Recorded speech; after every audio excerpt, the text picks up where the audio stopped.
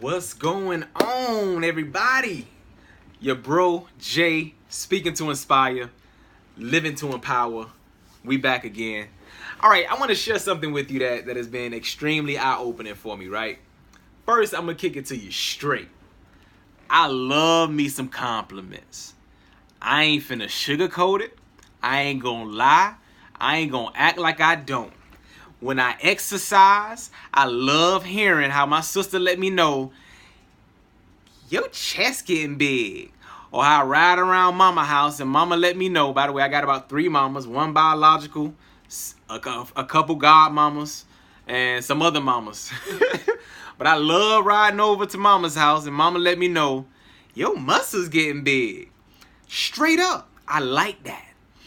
And it's so many others in between. Alright, so many other compliments in between. I like me some compliments.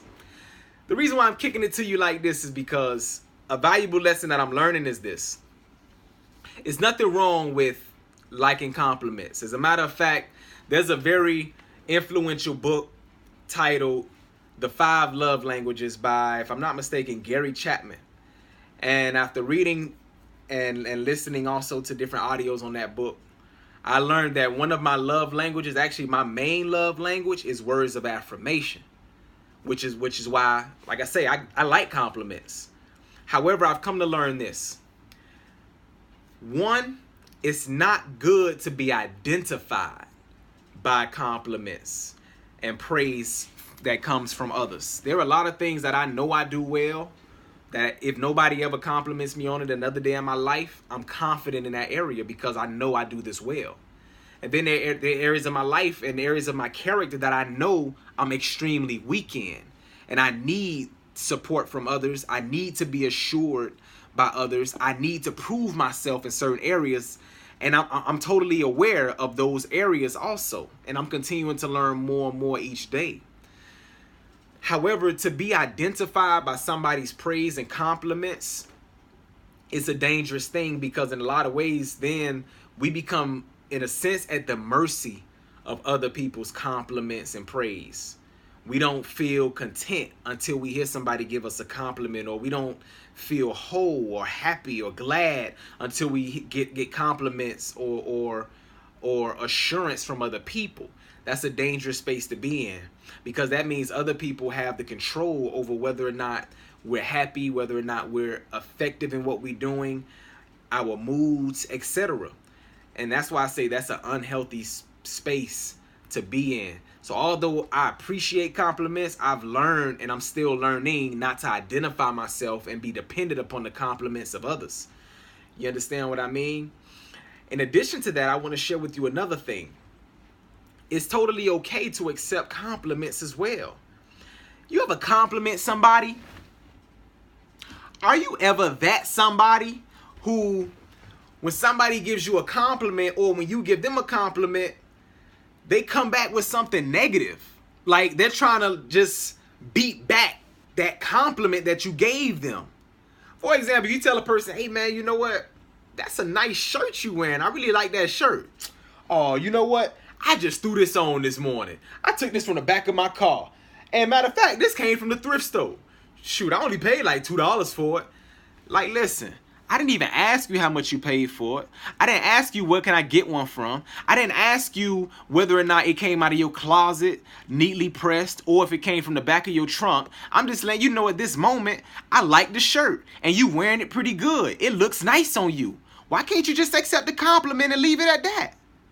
Or somebody else may say, wow, I don't even think you need another example. I actually think that the example I just gave was clear enough. You know what I'm talking about. So anyways, with that being said, it's okay to accept compliments. I'm going to go a step further and share with you something that was insightful to me. Do you know that when a child hears a negative statement about themselves, you ugly, you bad, you just like your daddy, you ain't gonna amount to nothing. If a child hears just one negative statement like that, do you know that studies show that it takes about 7 positive affirmations for that child to hear in order to neutralize that one negative statement that they heard, that blew my mind when I heard it. But I'm sharing that with you to let you know that it's okay to accept compliments. If you looking real nice today and somebody compliments you on that, it's okay for you just to accept it. You know what? Thank you. And I'm also sensitive to the fact that some of us are not comfortable with accepting compliments, and it has something to do with our upbringing, has something to do with our self-image, our self-esteem, how we see ourselves. But I want you to know it's okay for you to accept compliments.